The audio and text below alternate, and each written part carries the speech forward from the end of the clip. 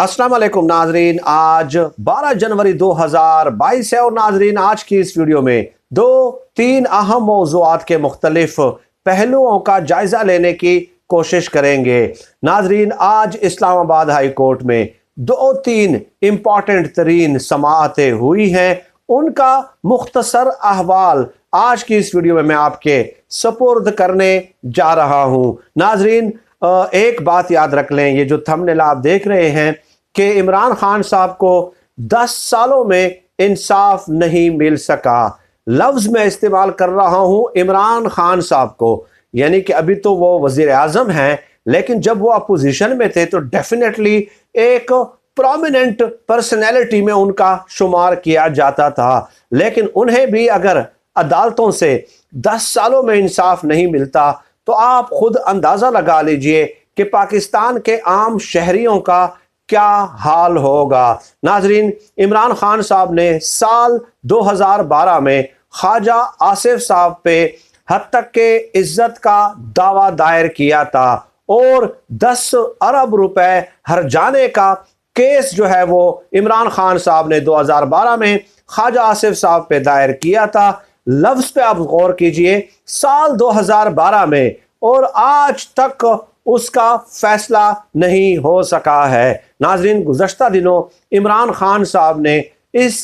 Case में video link पे अपना बयान भी कलम बंद कराया था। एडिशनल डिस्ट्रिक्ट एंड सेशन जज मोहम्मद अदनान साहब की अदालत में। अब हुआ क्या कि जब उस दिन इमरान खान साहब ने तकरीबन 10-15 दिन पहले इमरान खान साहब ने अपना बयान वीडियो लिंक पे कलम बंद कराया तो उस दिन की कार्रवाई के खिलाफ, उस दिन की समाअत के खिलाफ ख्वाजा आसिफ साहब आज इस्लामाबाद हाई कोर्ट गए, वहां पे एक पिटीशन दायर की और कहा कि उस दिन की समाअत के दौरान ट्रायल कोर्ट ने इमरान खान साहब पे जरा का हमारा हक जो है वो ख़त्म कर दिया है। गोया इमरान खान साहब पे जरा नहीं की जा सकती, क्रॉस क्वेश्चनिंग जो है ना इस केस की समाअत के दरमियान जो है ना वो नहीं की जा सकती। तो ख्वाजा आसिफ साहब ने आज पिटीशन में इस्तदा की कि मेरा हक जरा जो है वो बहाल किया जाए।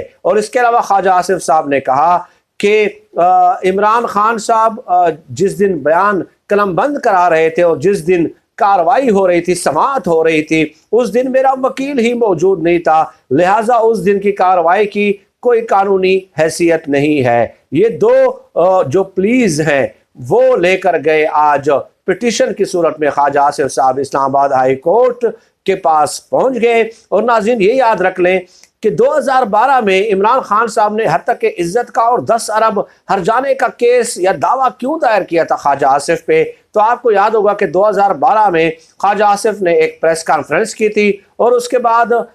मीडिया के बड़े बड़े टॉक शोज में वो शरीक हुए थे और ख्वाजा आसिफ ने इल्ज़ामात लगाए थे कि शौकत खानम में इमरान खान साहब जो है खुर्द बुर्द करते हैं, चंदे इकट्ठे करते हैं, लेकिन उसका बाकायदा ऑडिट नहीं होता। और ख्वाजा आसिफ ने उस वक्त इमरान खान साहब के खिलाफ एक लफ्ज़ इस्तेमाल किया था जिसे डबल शाह का लफ्ज़ इस्तेमाल किया था, डबल शाह। तो इस लफ्ज़ के खिलाफ और इन इल्ज़ामात के खिलाफ 2012 में इमरान खान साहब गए थे। 10 साल हो गए, आज तक उस केस का फैसला नहीं हो सका है। हत्ता के जनवरी 2021 में यानी तकरीबन 1 साल पहले अदालत ने चंद बुनियादी सवालात तय किए और कहा कि इन सवालात के दायरे में अब ये केस जो है आगे बढ़ेगा। लेकिन उसके बाद नैब ने ख्वाजा आसिफ साहब को गिरफ्तार किया और उस हवाले से कोई जो है ना पेशरफ्त नहीं हो सकी है। अब ये हाल है नाजरीन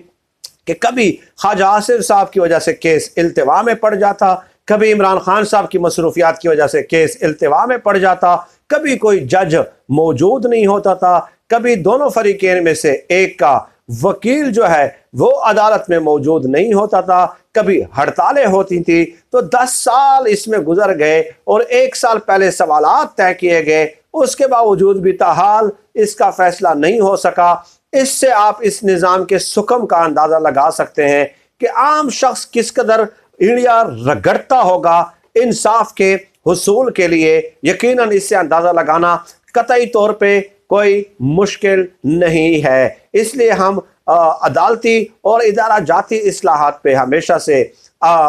فوکس کرتے رہے ہیں، ایمفیسائز کرتے رہے ہیں اور تنقید کرتے رہے ہیں تمام حکمرانوں پہ، کیونکہ اس نظام نے جو ہے ہمارا جو خون ہے وہ جو نچوڑ لیا ہے۔ یقین کریں غریب آدمی عدالتوں کا حال دیکھ کر ہی اور عدالتوں کے پاس جانے کا سوچ کے ہی وہ سکتہ اس پہ طاری ہو جاتا ہے اور حالت جو ہے نا سکر اور سہود میں آ جاتا ہے وہ۔ خیر ایک بات تو یہ ہو گئی، اب دوسری بات پہ آ جائیں ناظرین۔ اسلام آباد ہائی کورٹ میں جیسے کہ میں نے کہا کہ آج کئی سماعتیں ہوئی ہیں، لیکن ایک سماعت کے دوران ججز کی طرف سے یہ ریمارک سامنے آئے کہ وزراء کو اور ججز کو جیل بھیج دیا جائے، جیل بھیج کے انہیں عام قیدیوں کی طرح اگر رکھا جاتا ہے تو پھر انہیں ان لوگوں کے دکھوں کا احساس ہوگا، پھر انہیں احساس ہوگا کہ ان لوگوں کا دکھ کیا ہے اور کس طرح جو ہے نا جیلوں میں اصلاحات کرنی چاہیے اور جو قیدی ہیں انہیں ٹریٹ کرنا چاہیے۔ لیکن ساتھ ہی ساتھ جو ہے آگے چل کے یہ بھی اسلام آباد ہائی کورٹ کی طرف سے ریمارکس سامنے آئے کہ یہ تجویز اس لیے بھی قابل عمل نہیں ہے کہ ہم عدالتیں جو ہیں وہ اس قسم کا کوئی تجویز دینے کے مجاز نہیں ہیں، اس قسم کی تجویز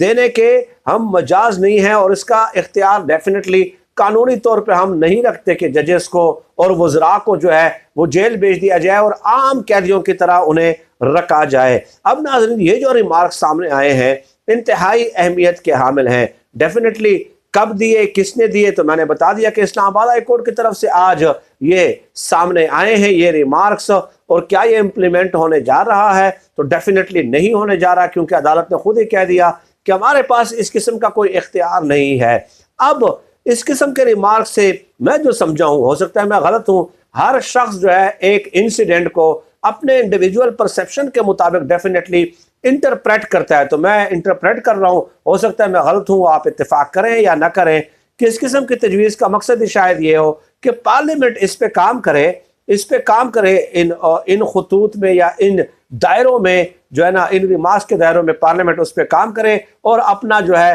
وہ ذمہ داری جو ہے وہ نبھائیں، کیونکہ ڈیفینیٹلی عدالتوں کا تو یہ کام نہیں اور نہ ہی وہ اس قسم کا حکم جو ہے وہ دے سکتے ہیں، لیکن اس قسم کے قوانین سازی جو ہے وہ پارلیمنٹ کی طرف سے بنائی جا سکتی ہے۔ اگر ہمارے پارلیمنٹیرین ہر واقعے کو سیاست کی نظر نہ کریں اور برین سٹارمنگ کریں، کولیکٹو ایفرٹس کریں، کچھ جو عوامی مفاد کے ساتھ ریلیٹڈ ایشوز ہیں اس پہ ایٹ لیسٹ کنسنسس ڈیولپ کریں، تو کوئی وجہ نہیں ہے کہ اس ملک میں اصلاحات نافذ نہ کی جا سکیں۔ لیکن یہاں پہ افسوس کے ساتھ ہر ایک نے اپنی الگ 1.5 اینٹ کی مسجد بنائی ہوئی ہے اور ہر ایک اپنے لیے ذاتی منفعت کے اصول کے لیے جو ہے گیٹ نمبر 4 پہ جو ہے نا پہنچنے کی پہل کر رہا ہے تاکہ ان کا الو سیدھا ہو جائے، باقی عوام جائے بھاڑ میں۔ یہ ناظرین آج کی اس ویڈیو کے 2 موضوعات تھے۔ اللہ پاک سے دعا ہے کہ اللہ پاک ہمیں خلق خدا کے لیے آسانیاں پیدا کرنے کی توفیق عطا فرمایا، آمین یا رب العالمین۔